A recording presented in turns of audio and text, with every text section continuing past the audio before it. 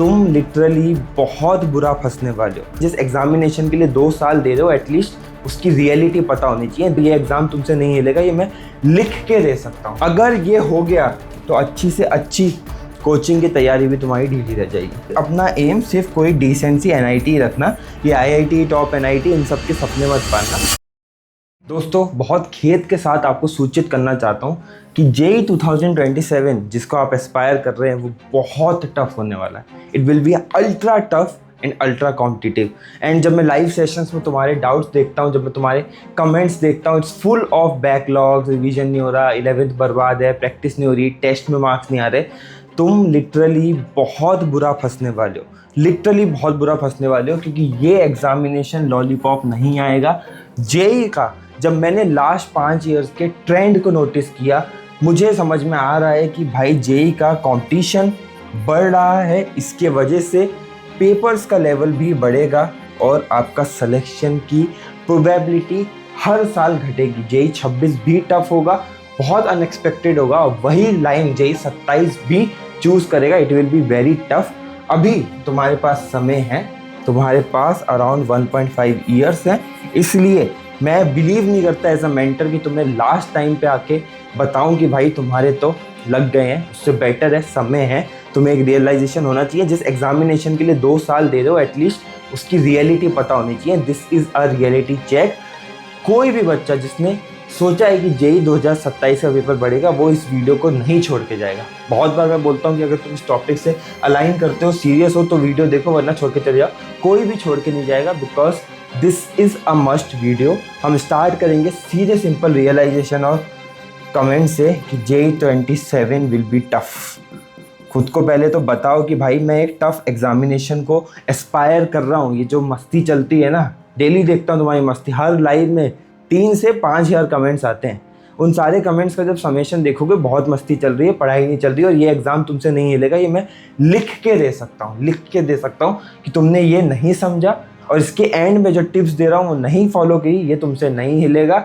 चाहे दुनिया का कोई भी मेंटर तुम्हें कोई भी ज्ञान दे दे, हिलेगा ऐसे ही जब तुम समझोगे एग्ज़ाम कैसा है और इस एग्ज़ाम को कैसे डील करना है।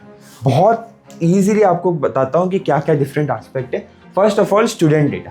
स्टूडेंट डेटा की अगर हम बात करेंगे तो भाई हर ईयर स्टूडेंट डेटा बढ़ रहा है। 2020 के आसपास थोड़ा डिप आया था कोविड में, बट हर ईयर बढ़ रहा है। और 2025 में ये लगभग 15 लाख टच कर गया था। 2027 में ये 17 से 20 लाख हो सकता है।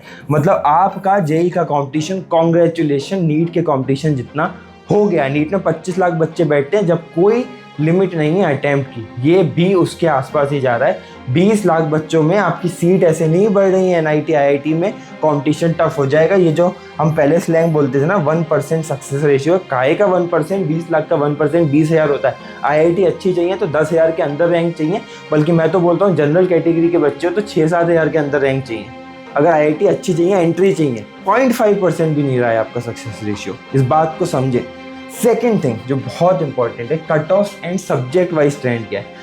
सीधे सिंपल बता रहा हूँ, कोई बड़ी बात मत समझना। लास्ट ईयर 93 परसेंटाइल पे कट ऑफ था। अगले साल, इस साल जो 2026 में 94 भी हो सकता है, 93 भी रह सकता है। आपकी कट ऑफ 95 परसेंटाइल जा सकती है और इसको लाने में बैंड बच जाएगी। टॉप 95% में आना पड़ेगा, तब तो कट ऑफ क्लियर हो रही है। आईआईटी एनआईटी मिलना तो बहुत दूर की बात, और इसके लिए मार्क्स लाने बहुत डिफिकल्ट हो जाएंगे। कितने तुम में से लोग हो जो सिर्फ 100 के अंदर मार्क्स ला रहे हैं, 100 मार्क्स में कट ऑफ क्लियर नहीं होगी। इस चीज़ पे भी आश्चर्यचकित मत होना कि SC ST कैटेगरी की कट ऑफ भी 100 मार्क्स तक पहुँच रही है। Exam is getting tough. Subject wise trends बताऊं, अगर हमारे सब्जेक्ट लेंगे आप, मैथ्स, केमिस्ट्री, फिजिक्स, अभी ट्रक का ट्रेंड था, ये इजी आता है, ये इजी टू मॉडरेट आता है, और ये टफ आता है। अगर आप जेई 27 की बात करोगे आपको बहुत सरप्राइजेस मिलेंगे। ये तो टफ ही रहेगा, इससे कभी भी एनटीए शेयर नहीं करेगा। ये आप देखोगे कि मॉडरेट हो जाएगा, और ये भी मॉडरेट टू टफ हो जाएगा। फिजिक्स, सिंस अभी तक लूज एंड छोड़ रखा था, इन दोनों में स्कोप नहीं है, इसको ज़्यादा टफ बना नहीं सकते, ये ऑलरेडी टफ आता है। फिजिक्स आपको मॉडरेट टू टफ दे देंगे, और आपको आदत नहीं है, आपकी फिजिक्स में बैंड बजी हुई है। अगर ये हो गया तो अच्छी से अच्छी कोचिंग की तैयारी भी तुम्हारी ढीली रह जाएगी। और सुनो, अभी तो बहुत चीज़ें बची। मार्क्स वर्सेस परसेंटाइल भैया कैसे रहेंगे? अगर हम बात करें, ये कुछ जो कॉमन परसेंटाइल्स आपको चेस करनी होती है, ये तो यहाँ तक तो कट ऑफ ही आ जाएगी। 250 plus marks, 200 marks, 180 marks, 170 marks और ये 120 से 130 मार्क्स आएगी। इससे पहले कुछ नहीं हिलना भाई। 150 मार्क्स तो मिनिमम क्राइटेरिया होना चाहिए इस एग्ज़ाम में विन करने का।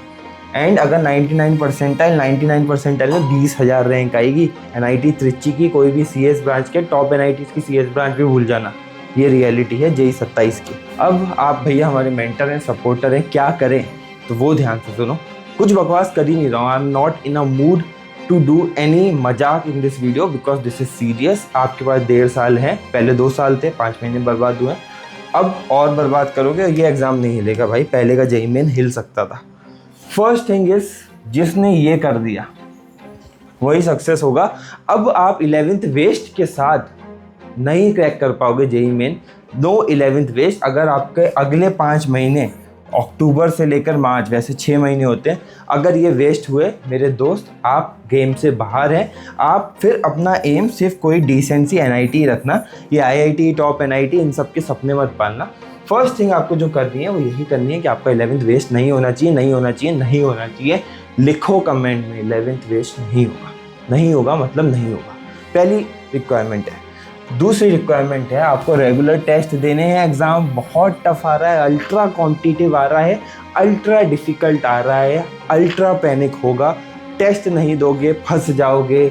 1 पर वीक दे दो मेरे भाई, क्या जा रहा है तुम्हारा? क्यों नहीं दे रहे टेस्ट? क्यों नहीं हो रही पढ़ाई से पहले? क्यों नहीं दे रहे हो टेस्ट? इस बात को समझो। This is much needed. Test देना ही देना है। सिलेबस हुआ नहीं हुआ, 11th बर्बाद है, कुछ फ़र्क नहीं पड़ता। एग्ज़ाम की तैयारी करनी है। इस प्रेशर वाले एग्जामिनेशन में जब तुम एग्ज़ाम सेंटर में घुसोगे एक भीड़ के साथ, तो वहाँ तुम डील कर पाओगे नहीं कर पाओगे, मुझे डाउट है भाई, तुम देख लो। दूसरा, अब भाई निकल जाओ ये लेक्चर वाली बकवास से। लेक्चर हैं आपके 30% है, आपको समझना पड़ेगा। आपकी प्रैक्टिस ही रियलिटी है। आप जितना प्रैक्टिस करोगे तभी होगा। इस चीज़ से प्लीज़ निकल जाओ। आपका जो दिन का टाइम है, मैं पहले भी बताया है, 30% लेक्चर में जाना चाहिए, 70% सेल्फ स्टडी में जाना चाहिए।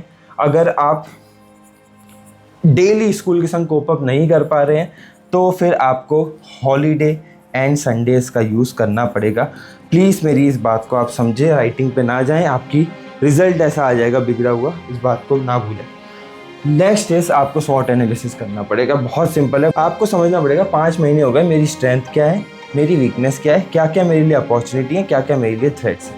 ये करना ही पड़ेगा भाई। अगर तू स्मार्ट एस्पिरेंट नहीं बनेगा, सिर्फ हार्ड वर्क से 20 लाख बच्चों से नहीं डील कर पाएगा। ये मेरी बात लिख के ले ले। तुझे स्मार्ट बनना पड़ेगा यार। ये मेरी स्ट्रेंथ है, ये मेरी वीकनेस है, वीकनेस पे वर्क करो, स्ट्रेंथ को और इम्प्रूव करो, अपॉर्चुनिटीज़ को समझो, डेट इज़ एनालिसिस करो, ठीक है। और थ्रेट्स जो है तुम्हारा, अल्ट्रा कंपटीशन जो इस एग्ज़ाम का तुम्हारा थ्रेट है, उसको समझो। ये मेरे लिए तुम्हें बताना बहुत ज़्यादा ज़रूरी था। एक रियलाइजेशन आ गया, समझ गया ना जो एग्ज़ाम को डील कर रहे हो वो कैसा था। अब सीधे सिंपल पढ़ाई पे लग जाओ एंड इस चैनल पे बने रहना, क्योंकि यहाँ पे कुछ भी अनफिल्टर्ड नहीं आएगा, कुछ भी शुगर कोटिंग नहीं मिलेगी तुम्हें। तुम्हारा सिलेक्शन मेरी प्रायोरिटी है, इस बात का हम ध्यान रखेंगे, क्योंकि I am in a way attach to you. जब से हम लाइव सेशंस लेने लगे, मैं समझ रहा हूँ थोड़ा। कुछ बच्चों के तो मुझे नाम याद है, एटलीस्ट 10-15 बच्चे, बोलना है तो मैं बता भी सकता हूँ। एक रुपेश बच्चा है, एक अजय बच्चा है, बहुत सारे बच्चों के मुझे नाम याद है।